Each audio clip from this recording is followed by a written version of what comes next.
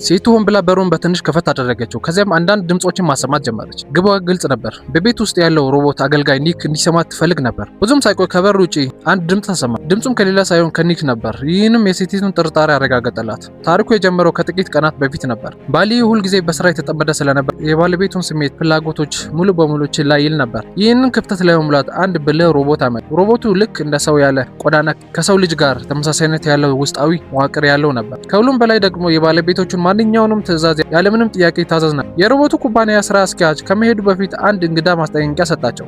ሮቦቱ የባለቤቶቹን እያንዳንዱን ቃልና ድርጊት እንደሚመዘግብና እንደሚማር ነገራቸው። አሳፋሪ ሁኔታዎችን ለማስወገድ በኒክ ፊት ራሳቸውን መቆጣጠር፣ መረጋጋት እንዳለባቸው መከራቸው። ነገር ግን በወቅቱ ይህ የመማር ችሎታ ቅዠታቸው መጀመሪያ እንደሚሆን አላወቁም ነበር። ባልየው ለስራ በወጣ ቁጥር ኒክ የቤቱ እውነተኛ ወንድ ሆነ።